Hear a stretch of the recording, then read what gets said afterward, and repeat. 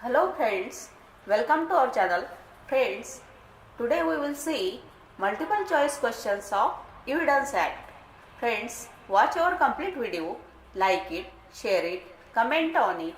Don't forget to subscribe our channel. So friends, we will see question with answer. Question number 1. Public documents are mentioned in. Answer is section 74 of Evidence Act. Question number 2. Documents which are not covered under section 74 of Evidence Act are called. Answer is private document. Question number 3. Maxim. Maxim means omnia pro issuanter right esse acta means. Answer is all acts are presumed to be rightly done. All acts are presumed to be rightly done. Question number 4. Admissibility of electronic record has been prescribed under section. Answer is section 65B of Evidence Act. Question number 5. Principle of omnia pro issuanter right esse acta is contained in. Answer is section 79 of Evidence Act means all things are presumed to have been done rightly. Question number 6. Accused wants to submit the document for consideration under section 35 of the Indian Evidence Act. In which of the following cases will the document become irrelevant? Answer is it is not an entry made in public or other official book, register or record. Question number 7. A party wants to set aside a judgment under section 44 of the Indian Evidence Act. In which of the following circumstances can he do so? Answer is in case the judgment was passed by a superior court. Question number 8. According to section 61 of the Indian Evidence Act, answer is the contents of document must be proved either by primary or secondary evidence. Question number 9. Definition of secondary evidence has been given under section dash of the Indian Evidence Act. Answer is section 63. Question number 10. Illustration. B, an accused wants to submit carbon copy of the suicide note as a secondary evidence. The original is with the opposite party and he has failed to produce the same.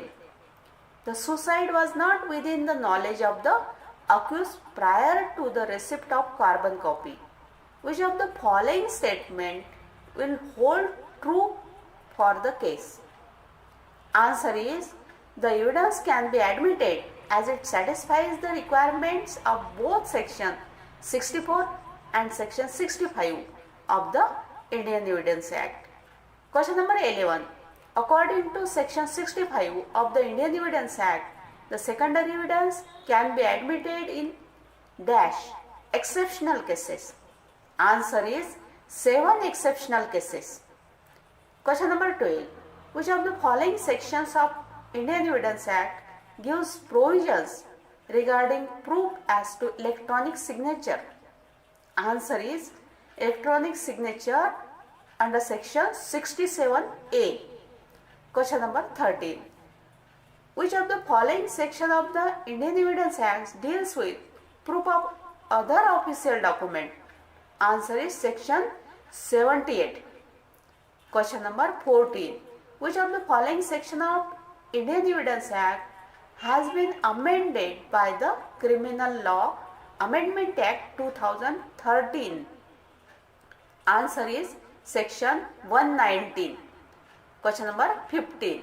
Which of the following statement hold true for section 154 of the Indian Evidence Act? Answer is the court can give the leave under this section suo motu. Question number 16.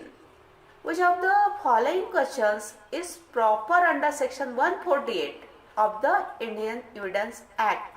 Answer is if they are of such nature that the truth of the imputations touches the credibility of the witness. Question number 17.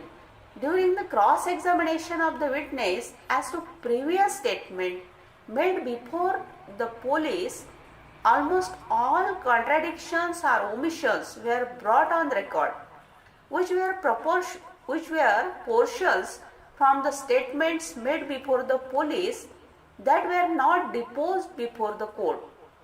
Which of the following statements will apply to the case?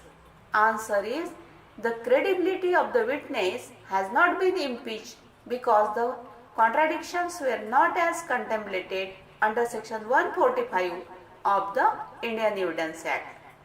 Question number 18. A person summoned to produce a document. Answer is, does not become a witness in the case unless he is called as a witness. Question number 19. Which of the following statement hold true for examination in chief of a witness? Answer is, it must only relate to relevant facts. Question number 20. Dash. Section of the Indian Evidence Act was inserted by the Criminal Law Act, Amendment Act 2013. Answer is section 53A. Question number 21. An admission is not relevant in a civil case if it is. Answer is made under circumstances from which the court can infer that the parties agreed together that evidence of it should not be given. Question number 22. Opinions of an expert expressed in a book commonly offered for sale cannot be proved by the production of such book. Answer is, if the author has gone abroad on vacation. Question number 23. Which of the following section of the Indian Evidence Act does not apply to interrogation by a custom officer exercising power under section 171A of the C Customs Act? Answer is section 132. Question number 24. Which of the following section prescribe the method by which signature can be proved? Option is section 45 Indian Evidence Act. Option B section 46 Indian Evidence Act. Answer is both. Both option A and option B means section 45 and section 46 Indian Evidence Act. Question number 25. An attesting witness is. Answer is C. Both A and B means option number A, one who signs his name to an instrument at the request of the party or parties for the purposes of proving or identifying it. Option number B, a witness who has attested the document. Question number 26. Admissible evidence is thus that which is. Answer is option number A, relevant. Option number B, not excluded by any rule of law or practice. Question number 27. A is accused of a crime committed by him at Calcutta. He produces a letter written by himself and dated at Lahore on that day and bearing the Lahore postmark of that day. Applying section 21 Indian Evidence Act, which of the following is possible? Answer is the statement in the date of the letter is admissible because if A were dead, it would be admissible under section 32 clauses 2. Section 32 clauses 2. Question number 28. A is tried for a riot and is proved to have marched at the head of a mob. Applying section 9 Indian Evidence Act. Answer is the cries of the mob are relevant as explanatory of the nature of the transaction. Question number 29. A sculptor agrees to sell to B all my modes. A has both models and modeling tools. Applying section 98 Indian Evidence Act. Answer is evidence may be given to show which he meant to say. Question number 30.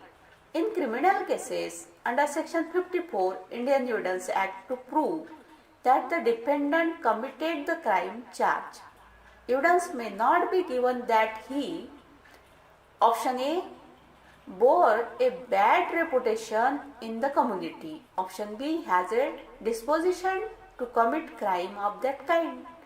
Option C, had no other occasions committed particular act of the same class evincing such disposition. Answer is all of them. Question number 31. In which of the following proceeding of domestic tribunals and departmental inquiries the Indian Evidence Act is not applicable? Answer is option number A, officers conducting departmental inquiries. Option B, departmental proceedings. Option C, disciplinary proceedings tribunal. Answer is all of them. Question number 32. Relevancy of facts forming part of same transaction is dealt under which of the following sections of the Indian Evidence Act?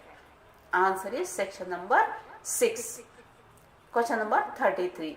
Section 132 of the Indian Evidence Act does not apply to a statement made by a person during an investigation under which section? Answer is section number 161 CRPC. Question number 34. Section 31 Indian Evidence Act declares, option A, that admissions are not conclusive proof of the matters admitted, but they may operate as estoppels. Option B, unless admissions are contractual or unless they constitute estoppels, they are not conclusive but are open rebuttal or explanations. Answer is both option A and B. Question number 35. Section 65 Indian Evidence Act, with which of the following situations under which secondary evidence can be given? Option A, when the original is shown or appears to be in possession and power of the person against whom the document is sought to be proved. Option B, when it is in possession or power of any person who is out of reach or not subject to the process of the court. Option C, when it is in the possession of any person legally bound to produce it, but he fails to produce it after the notice mentioned in section 66 Indian Evidence Act is given to him. Answer is both, all of them, option A, B, C, all of them. Question number 36. The defense of LL.B is best because, answer is, if the accused was not there when the deceased was murdered, he could not have murdered her. Question number 37. An estate called the Rampur Tea Estate is sold by a deed which contains a map of the property sold. Applying section 92 Indian Evidence Act. Answer is the fact that land not included in the map had always been regarded as part of the estate and was meant to pass by the deed cannot be proved. Question number 38.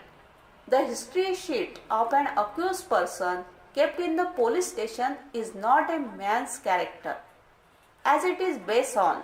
Answer is hearsay. Question number 39.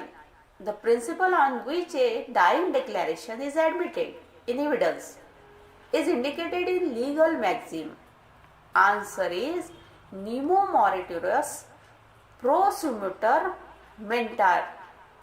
Question number 40. The principles of section 44 Indian Evidence Act cannot be extended to which of the following? Answer is misrepresentation or undue influence. Question number 41. Section 15 Indian Evidence Act deals with a particular application of the general principle laid down in.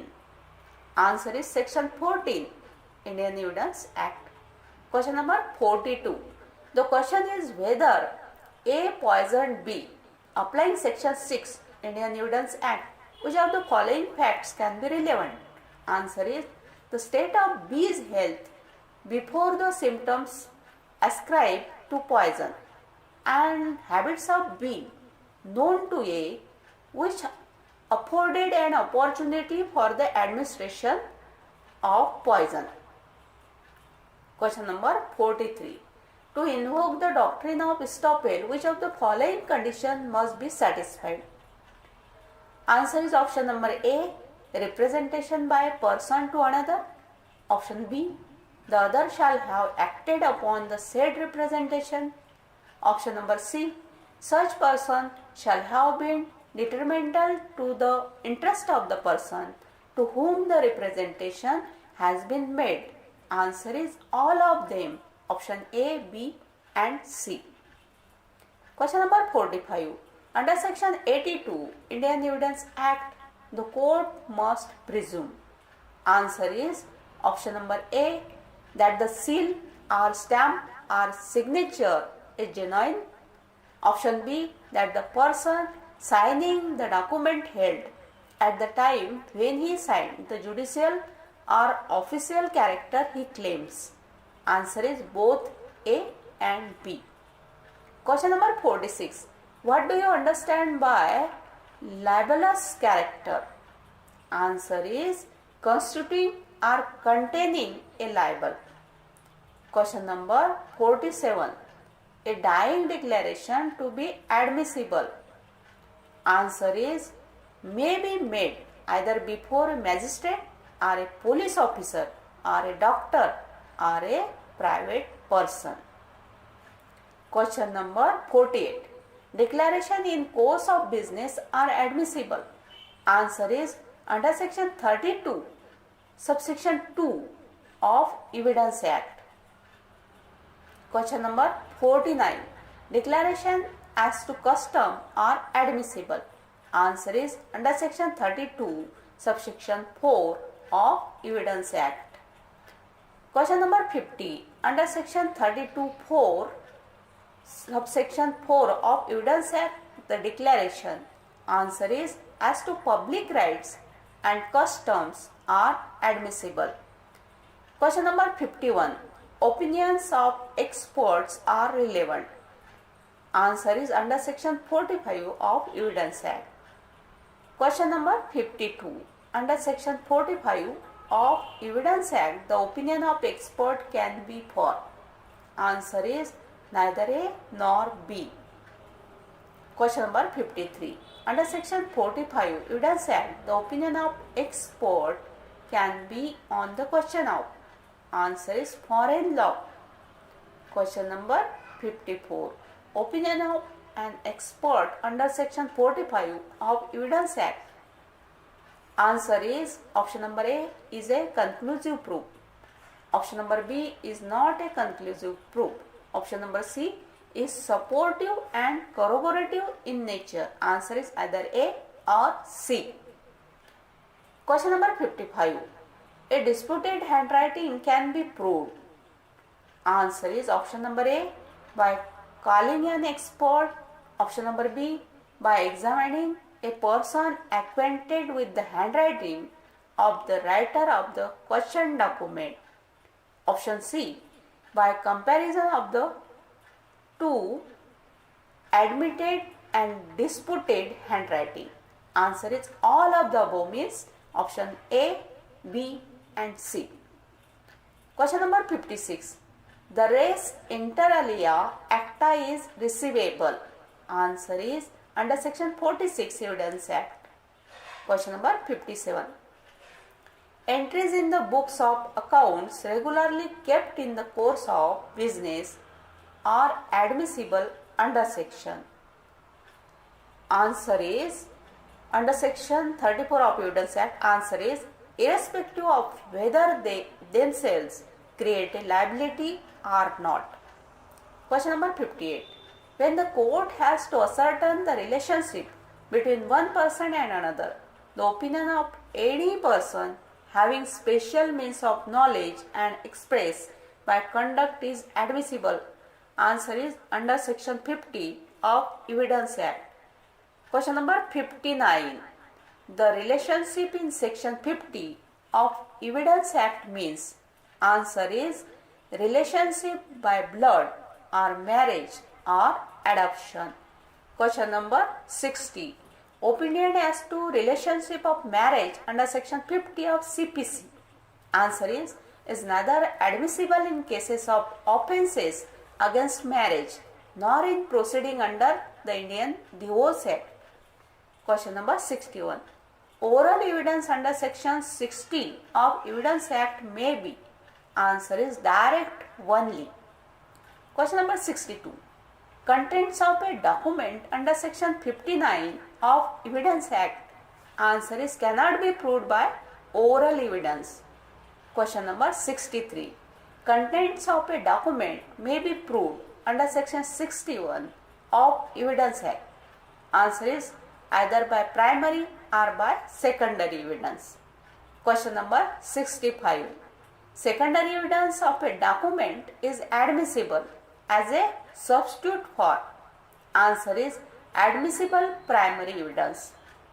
Question number 66. The circumstances under which the secondary evidence is admissible have been enumerated in. Answer is section 65 of Evidence Act. Question number 67. Secondary evidence is admissible. Answer is where the non-production of primary evidence has been accounted for. Question number 68. Oral account of the contents of a document is admissible. Answer is when given by a person who has seen and read the document. Question number 69. A document required by law to be attested can be proved under section 68 of Evidence Act only. Answer is by calling at least one of the attesting witness. Question number 70. The calling of at least one attesting witness to prove a document under section 68 is not necessary. Answer is when the document other than a will is registered under the Indian Registration Act 1908. Question number 71. A will is required to be proved by calling at least one attesting witness. Answer is option number A, when it is registered. Option B, when it is unregistered. Option C, when it is admitted. Answer is all of the above, means option A, B and C. Question number 72. Section 79 of Evidence Act applies to. Answer is option number A, certificate issued by government officer. Option B, certified copies issued by a government officer. Option C, other document duly certified to be genuine by government officer. Answer is all of the above. Question number 73. Section 79 Evidence Act contains. Answer is irrefutable presumption of law. Question number 74. Section 79 to 85 Evidence Act contain. Answer is irrefutable presumption of law. Question number 75. Presumption as to the accuracy of maps and plans made by the authority of government is contained in. Answer is section 83 of Evidence Act. Question number 76. Under section 83 of Evidence Act, presumption as to accuracy of maps and plans can be raised in respect of. Answer is maps and plans made by the authority of government. Question number 77. Which of the following section of Indian Evidence Act does not apply to interrogation by custom officer exercising power under section 171 A of the C Customs Act? Answer is section 132. So friends, thank you.